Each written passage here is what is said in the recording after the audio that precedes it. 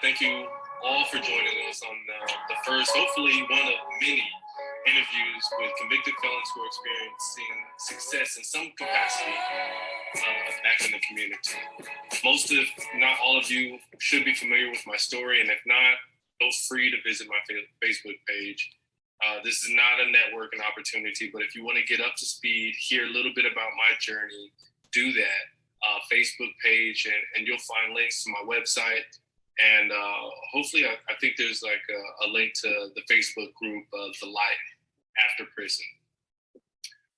So coming to you with a very special king, and I'll let him introduce himself. I first ran into this gentleman during a radio program, The Prison Show on KPFT, if y'all aren't familiar with it, here in Houston, Texas. After hearing what he had to say, it was like, man, we need more stories like this to be told to convicted felons, to people coming back to the community and their loved ones.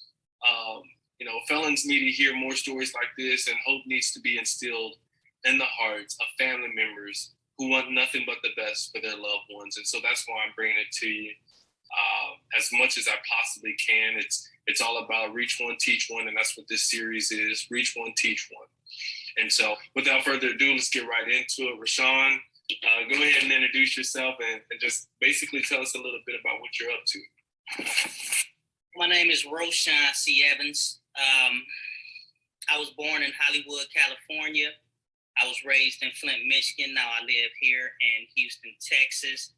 I am a convicted felon. Prison number was 195351. The first charge that I've caught that sucked me into the system, I was 17 years old, and I like to give people the charge, that I was convicted, which was CSC 4. For those that don't know, it was criminal sexual conduct in the 4th degree, which is touching a minor. I was 17 years old, and a female 1 year and 4 months younger than me snuck away from her home. I had no idea she snuck away from her home. And from her sneaking away from her home, an angry parent pretty much turned my world upside down. I had no idea how this would affect my life. I didn't even think it would be anything anyone could do to me at the time, because I was telling the truth, the whole truth, and nothing but the truth in the courtroom. But yet, I ended up signing a plea deal, which still to this day, I don't even understand how anyone could accept a plea deal from someone under 18 for statutory with a female that's 1 year and 4 months younger than me when she snuck away from the house. It's not like, we didn't take her. Mm-hmm. She snuck away. Okay, so tell us about how the struggle has been, or if there has been any struggle with the conviction that you have, or convictions that you have. So my struggle came when I had no idea that I was even about to experience a struggle. From the first time I signed that plea deal, I still as a kid didn't realize how serious me signing that paper was in the courtroom. Didn't have no one to really explain to me what I just got myself into. The only thing that I knew was I avoided 15 years in prison by signing this plea deal and accepting a guilty plea. After I signed my deal, my life was still the same. For the first few years, I was still in high school, still going to school, still getting good grades, still wrestling, still, having a great life. And when I turned 21, I moved to Texas. That's when my life changed. I ended up started getting put out of apartment after apartment after apartment to, losing every single job I ever had, and, walking into places where no matter what job I walked into, everyone always wanted to give me a job until they ran my record and seen this charge that people had no idea what it was. All they seen was sex offense, but they had no idea it was touching a minor when you was a minor with a minor that was 1 year, 4 months younger than me because of an angry parent. everything just started shutting down when I moved to Texas. It was incredible. Yeah, that goes back to that saying, don't mess with Texas, even though your convictions weren't in Texas.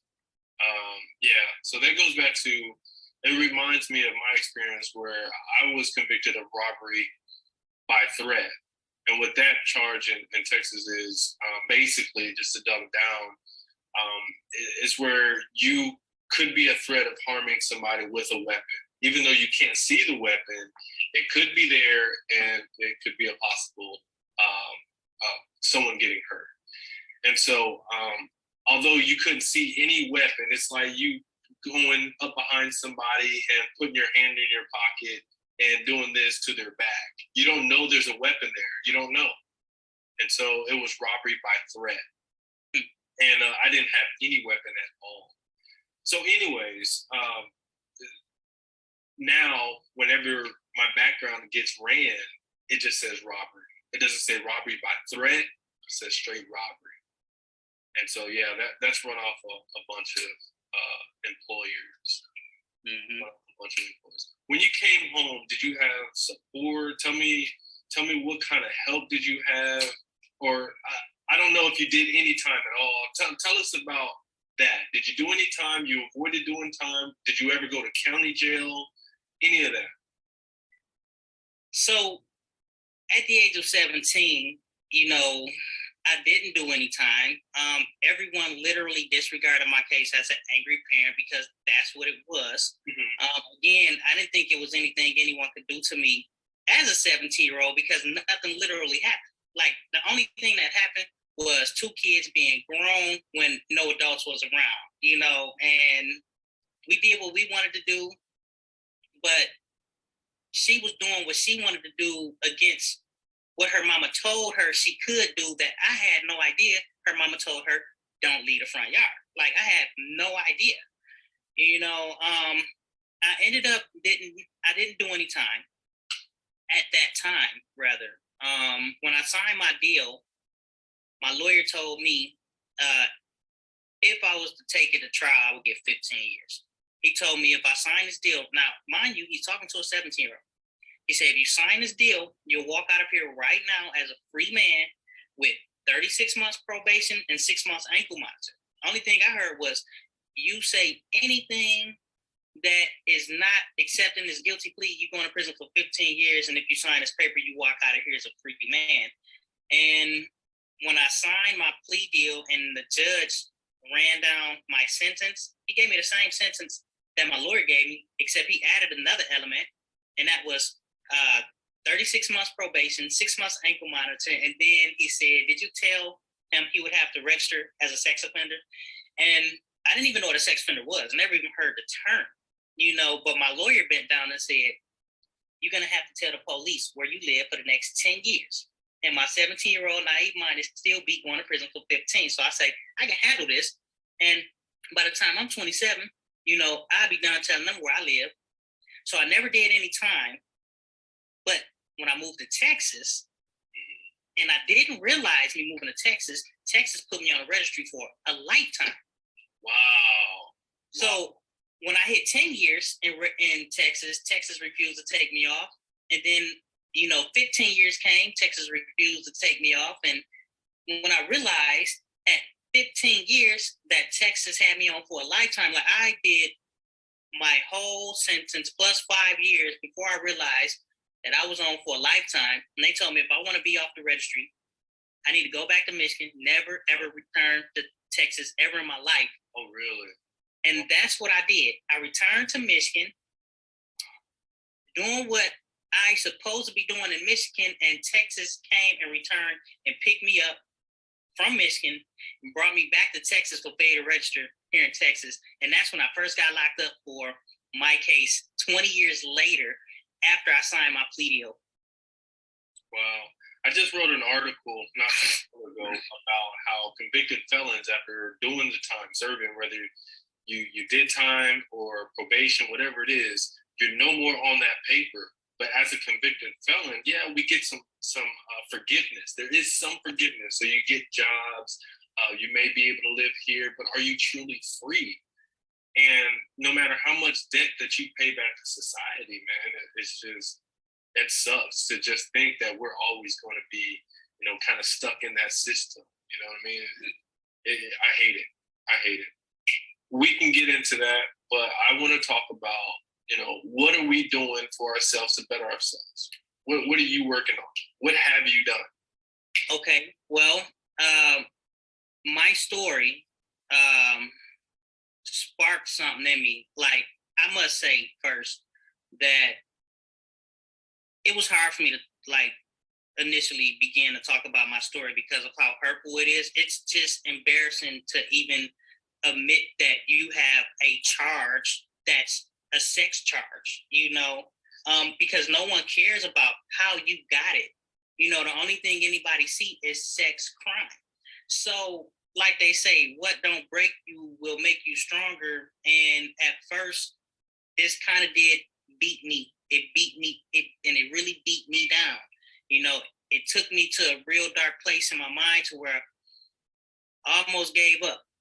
Actually, I did give up many times, but my story ended up sparking the idea of an organization called the Pure Justice, where we work to bring fairness and equity to the criminal justice system, and we create economic opportunities for marginalized groups. We have been a grassroots nonprofit organization that self-fund. All of our funds come directly, normally they came directly from my book sales and the t-shirt sales that we have for the organization. This is how we do everything around Harris County that you see us doing. But now due to COVID, we finally got some of our first donors to help us with some bigger projects, which has been exciting. Good deal. Good deal. Tell us about some of the books that you wrote, what they are about. I'm curious about that. Okay. So actually, I have all three books here. Okay. Now, the first book, it's going to tell you about my story, who I am, and how I got sucked into the system when I was 17 years old behind a false accusation with inadequate counsel and no support system, and to tell you about the things that I had to go through and endure on account of it throughout the years. When I wrote this book, I didn't know how my story would end, and I was really still going through everything so heavy in my mind, mentally and physically. So I left the book off on a cliffhanger. I didn't want to make the end up. And then when I figured out about how the story would end for me, this is where I wrote The Domino Effect to give stolen identity closure. And this talks about the one situation that caused that downward spiral of effects in someone's life to where your world could literally be torn upside down and you be sitting up here trying to figure out, how do I fix this? But this is my life, so it's personal.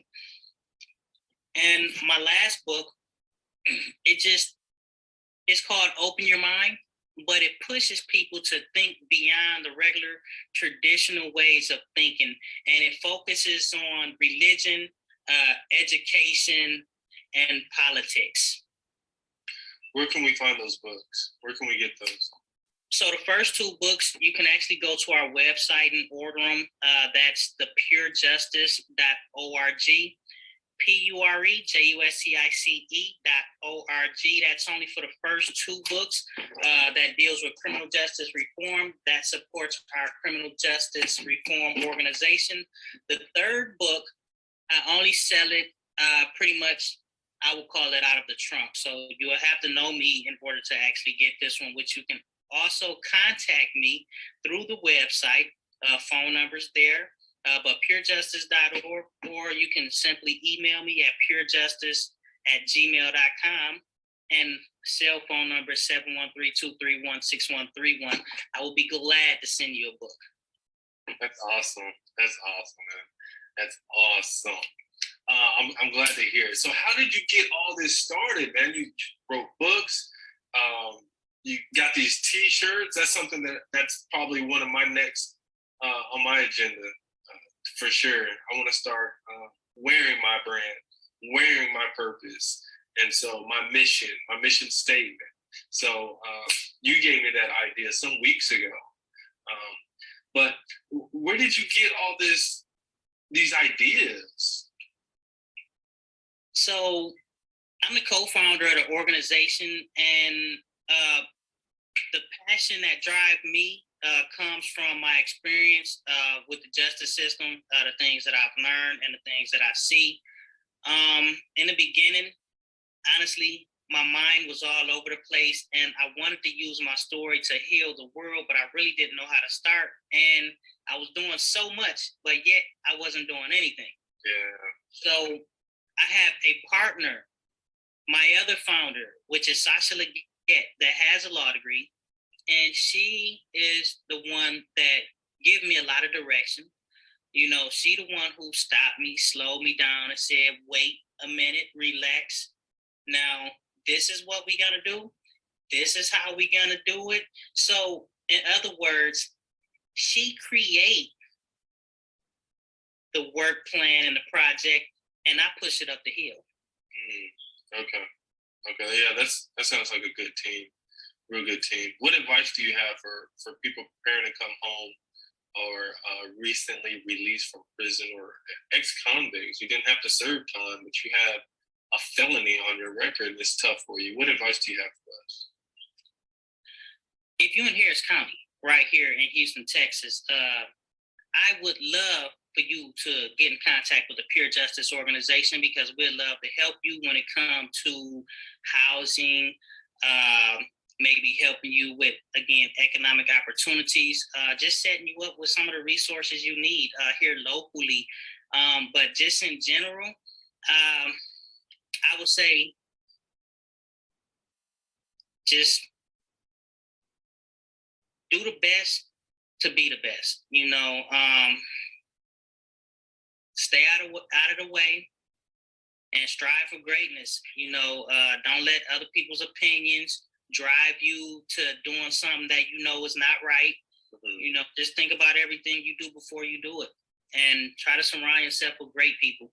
Yeah, a lot of these felons, they go back to the same environment where that liquor store's around the corner, their dope dealer, their connect is around the corner, or you know, their connect to come up. You know, someone's going to front them a pack, and they go back to these same communities, and you know, they get frustrated because they don't receive immediate financial gain. So I got out, I got frustrated, I couldn't get hired. So, hey, I had to go hustle, I had to go get it. And so I'm trying to deter people from going that route. But at the same time, I would love to give jobs. I would love to give you housing. I would love to have a project in my back where I can fix it up. And, you know, I've got 12 to 18 units and I'm housing convicted felons maybe 6 months at a time. But, you know, I'm not there yet. And I want to do more. I want to help. That's good. You know, and I do want to put this out there as well. Like, I understand that the laws were created and designed to benefit not everyone.